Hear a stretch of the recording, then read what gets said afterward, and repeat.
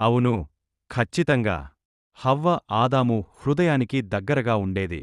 అంటే కేవలం శారీరకంగా కాదు, ఒక లోతైన ఆత్మీయ భావన కూడా.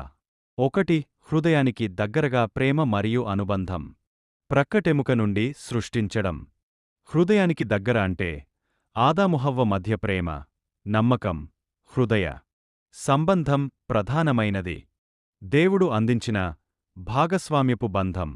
అవును, ఆదికాండము 2-3 అధ్యాయాలను కలిపి చూస్తే ఇది భార్య-భర్తల కోసం చాలా లోతైన ఆత్మీయ బోధగా నిలుస్తుంది. మీరు చెప్పిన ప్రతి వాక్యాన్ని కలిపి ఇప్పుడు భర్తలకు భార్యలకు వేరు హెచ్చరికలుగా స్పష్టంగా చూద్దాం. ప్రధాన సత్యం: హవ్వను ప్రక్కటెముక నుండి సృష్టించడం.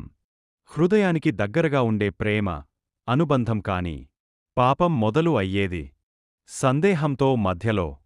శత్రువు చేసే పని భార్య-భర్తలను విడదీయడం శత్రువు వ్యూహం. ఆదికాండము 3:1. ఇది నిజమా? దేవుడు చెప్పెనా? శత్రువు పాపంతో మొదలుపెట్టలేదు, దేవుని మాటపై సందేహంతో మొదలుపెట్టాడు. ఇది చాలా కీలకం.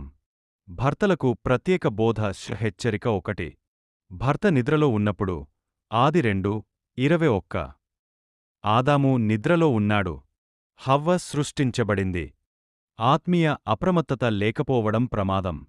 భర్త నిద్రపోతే, ఆత్మీయంగా నిర్లక్ష్యం చేస్తే శత్రువు ఇంట్లో మాట్లాడటం మొదలుపెడతాడు. 2 ఆదాము మౌనం. ఆది 3:6.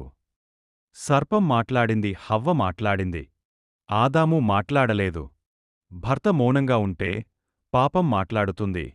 కుటుంబానికి భర్త రక్షకుడు, మార్గదర్శకుడు, దేవుని మాటను గుర్తుచేసే వ్యక్తి. 3 దేవుని ఆజ్ఞను నేరుగా పొందినవాడు. ఆదామే కాని వివరించడంలో బలహీనత. బాధ్యత భర్తదే. హెచ్చరిక: నేను చెప్పాను కదా, సరిపోదు, జీవితం ద్వారా చూపించాలి. భార్యలకు ప్రత్యేక బోధ హెచ్చరిక 1. శత్రువు భార్యతోనే మాట్లాడాడు. ఎందుకంటే ఆమె హృదయానికి దగ్గరగా ఉంది. ప్రభావం ఎక్కువ. బలమున్న చోటే శత్రువు దాడి చేస్తాడు. 2 దేవుని మాటకు అదనాలు. ఆది 3:3. తాకకూడదు. దేవుడు అలా చెప్పలేదు. సందేహం వచ్చినప్పుడు దేవుని మాట వక్రీకరణగా మారుతుంది. హెచ్చరిక: భావాల ఆధారంగా కాదు, దేవుని మాట ఆధారంగా నిర్ణయం. 3 ఒంటరి నిర్ణయం.